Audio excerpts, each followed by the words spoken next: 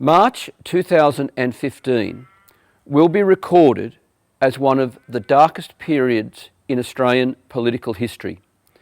It was when the Australian Parliament brought into law the most draconian and intrusive surveillance system on its citizens, and it did it with the support of the Labor Party. And in fact, when the vote was had in the House of Representatives, there were only 3 people to oppose it. The Greens member for Melbourne, Adam Bant, the Independent for Indi, Cathy McGowan, and myself.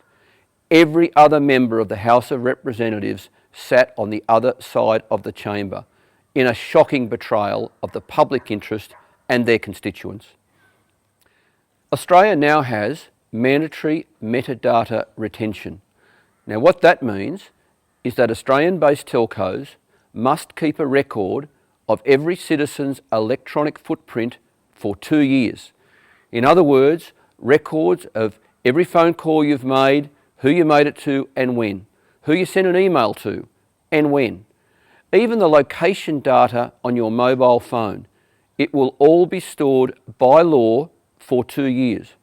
And 20 different security agencies will be able to search that database and look at those records without warrant. This issue of warrants is vitally important.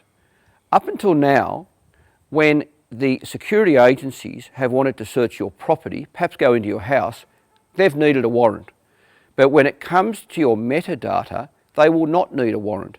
They'll be able to simply get in touch with a telco and say, we need to access the records on a particular person. In other words, what have you got on Joe Bloggs? And there'll be no safeguard to prevent them doing that in unwarranted circumstances. But as far as I'm concerned, this is not the end of the matter. Indeed, we've seen in Europe, in some countries where they have attempted to introduce mandatory metadata retention arrangements, that those arrangements have subsequently been overturned. So I'll certainly keep the pressure up in this Parliament and with future governments in future parliaments to wind these measures back, to make the case in the future that these measures are an unwarranted extension of the power of the state. They're not in the public interest.